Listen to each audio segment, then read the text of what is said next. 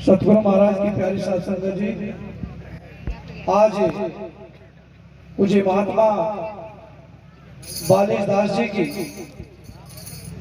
पुण्यतिथि पर हम सब उनको श्रद्धा के सुमन अर्पित करने के लिए यहाँ पर इकट्ठा हुए हैं। गुरु प्रेमियों, बहुत ही प्रबला भाग है हमारा कि आज महात्मा जी के माध्यम से सतपुरुष मालिक श्री गुरु रविदास जी महाराज जी का सत्संग सुनने का अवसर हम सबको मिला है। गुरु प्रेमियों, आप सब भली भांति जानते हैं कि अखिल भारतीय संत शिरोमणि संत गुरु रविदास मिशन पूर्ण गद्दी तीर्थ धाम सुंदरताल के तत्वाधान में ये कार्यक्रम आज चल रहा है। जितनी भी साथ संगत, हमारी मातृशक्ति महिला, छोटे बड़े भाई बुजुर्ग और हमारे अखिल भारतीय संत शिरोमणि संत गुरु रविदास मिशन पूर्ण गद्दी के महात्मागण, प्रचारिगण, वक्तागण यहाँ पर पहुंचे हैं, उस सभी लोग बधाई के पात्र हैं, क्योंकि आप लोगों ने सबने अपना बहुत ही कीमती समय देकर के इस कार्यक्रम की शोभा बढ़ाई।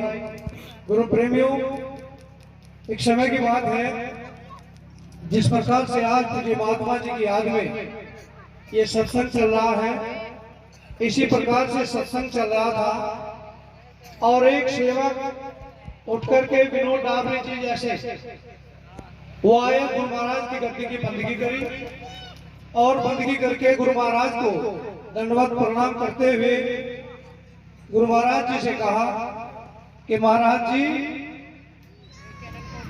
इंसान की जिंदगी का मोल क्या है? मेरी बात को जरा ध्यान से सुनना कि पानी तो चलती रहेगी, पानी तो और भी बहुत होता है, हमारे से भी बहुत बढ़िया बढ़िया वक्ता है, वो सुना देंगे। मैं तो सिर्फ दो शब्दों की बात रखूंगा आपके सम्मुख। विनोद डाबरे जैसे आए सेवक और आकर के गुरु महाराज जी को नतमस्तक हुए और आकर के कहने लगे कि महाराज जी, इंसान की जिंदगी का मोल क्या है? तो महाराज जी ने कहा, जो भी वहां के उस समय के अध्यक्षता कर रहे थे, उन्हें कहा, अब तू इधर आ, अब तेरे प्रश्न का जवाब तो मैं बाद में दूंगा।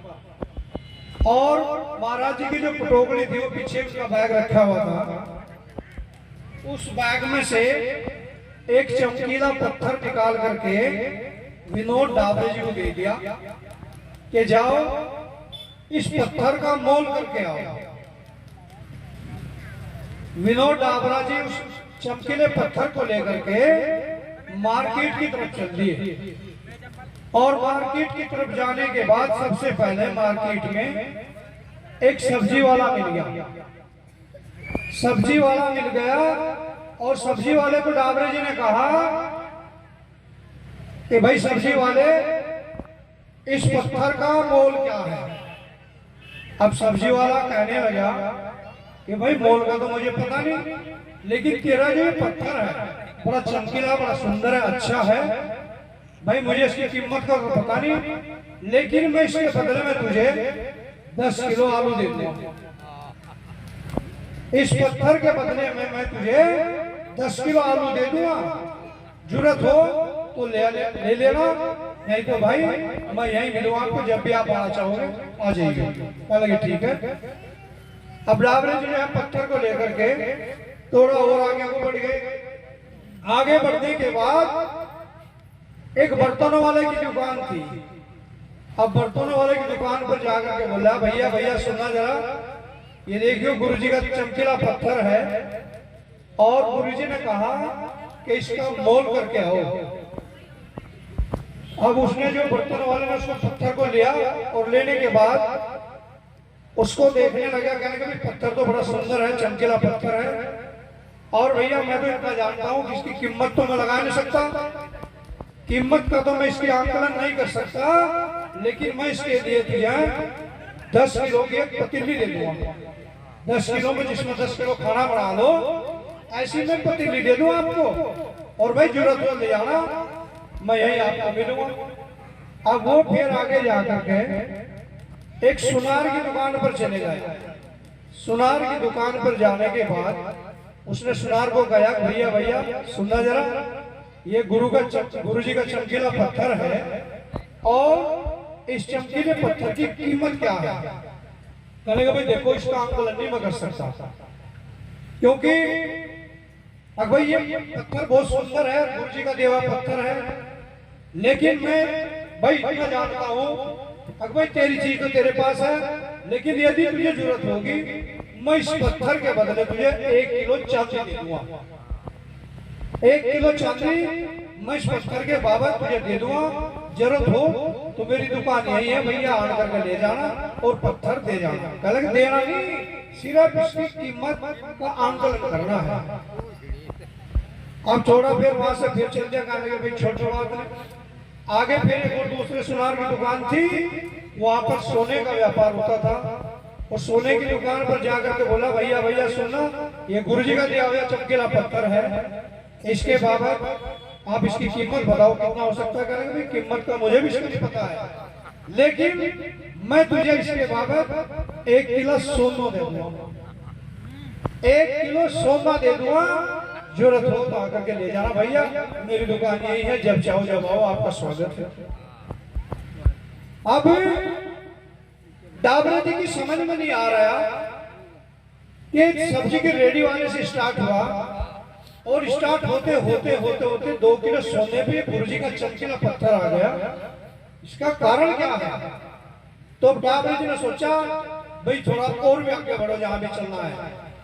तो लास्ट में जाकर के जौहरी की दुकान पर पहुंच जाते हैं डाबरा जी उस पत्थर को लेकर के, और जौहरी जी से जाकर के कहने लगे डाबरा जी कि ये चमकीला पत्थर है गुरु जी ने दिया है मुझे, जौहरी साहब इसकी कीमत क्या है। अब जौहरी जो था ऐसे चश्मा उतारा, देखा, और जो जहां पर जौहरी जी की चौकी लगी हुई थी वहां पर उस पत्थर को रख करके 4 परिक्रमा लगाई, और परिक्रमा लगाने के बाद डाबरे जी को गुरु जौहरी साहब कहने लगे अरे तो इसकी कीमत, तो इसका मोल करने के लिए आया है, इसकी कीमत दुनिया में कोई ऐसी चीज नहीं है जो इसकी कीमत का आकलन कर सके। तुम ही जाओ, जाकर के अपने गुरु से पूछ करके आओ कि इसकी कितनी कीमत चाहिए उनको। ये तो वो चीज है जो अनमोल है। इस प्रकार से गुरु प्रेमियों, ये जो मानव का चोला है ना, अब वापिस जो डाबरे जी फिर गुरु जी के पास आए और गुरु जी से आकर के कहने लगे कि गुरु जी जहां भी मार्केट में जाता हूँ तरह तरह के अलग अलग से इसके रेट मिलते हैं, ये तो बड़ा अजीब पत्थर दिया आपने मुझे। कहने लगे ला, मुझे इस पत्थर का मोल नहीं कराना था, मुझे तो तेरे जीवन का, तेरे जिंदगी का मोल कराना था कि ये जीवन जो है ये बड़े भाग्य से मिलता है। कोई इसको विषय विकारों में गंवा देता है, कोई इसको अध्यात्म भक्ति में गंवा देता है ऐसे। क्योंकि आप सब जानते हैं गुरु प्रेमियों, ये सतपुरुष साहिब रविदास जी महाराज जी का दरबार है, उनका मंच है। सतपुरुष मालिक रविदास जी महाराज जी ने आज से 650 साल पहले आकर के इस मानव कल्याण के लिए भक्ति का मार्ग दिया, भक्ति का मार्ग बताया, भक्ति पर चलना हम सबको सिखाया। लेकिन हमने कहाँ तक अमल किया, कहाँ तक उस बात तक हम चले, ये हमारे ऊपर निर्भर है। 3 अक्षरों का खेल है, सिर्फ 3 अक्षर। अगर 3 अक्षर आपकी समझ में आ गए तो जीवन पर ले पार हो जाएगा। अगर 3 अक्षर आपकी समझ में नहीं आए तो जीवन आपका नरक में चला जाएगा। कौन से अक्षर है? GOD, गोड। 3 ही अक्षर है, GOD, गोड। बड़े भी लड़की बताओगे GOD गोड का मतलब क्या है बेटा? भगवान। और DOG, डॉग का मतलब क्या है? कुत्ता। अक्षर तो वही है भाई, GOD, गॉड, DOG, डॉग। उनको पलट कर लिख दो। इस जीवन को यदि आप सही दिशा में जियोगे तो आप भगवान का रूप हो, और यदि आप इसको पलट के जी लोगे तो फिर आप सब बता रहे हैं डॉग क्या है। ठीक है, तो समझना यही है।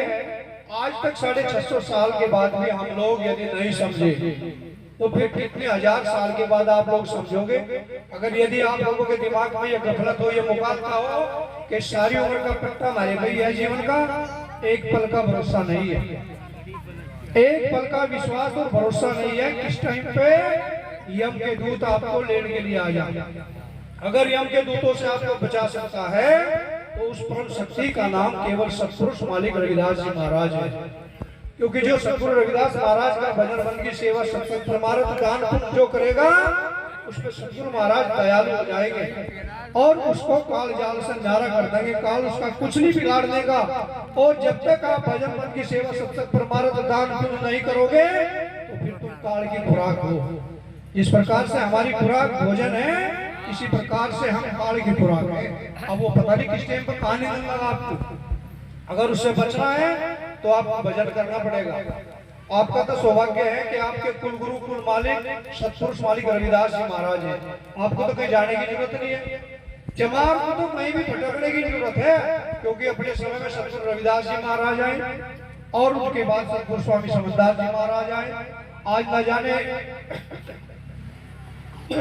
कितने महात्मा, हजारों लाखों की तादाद में महात्मा छोड़ दिया आप लोगों को समझाने के लिए, प्रचार के लिए, इस समाज की सेवा के लिए। लेकिन हम कहाँ तक उनको समझ रहे हैं, ये हमारा काम है, दूसरों का काम नहीं है। जिंदगी को कैसे जीना है, अच्छे तरीके से जीना है या गलत तरीके से जीना है, इसमें भगवान का सतगुरु का कोई कसूर नहीं, कसूरवार हमें, वो फैसला हमें करना है। हमें जिंदगी को अच्छे तरीके से जीना है या गलत तरीके से जीना है। तो गुरु महाराज की प्यारी साथ संगत जी, आप लोगों ने अपना कीमती समय दिया। दास भी आपके चरणों में आया।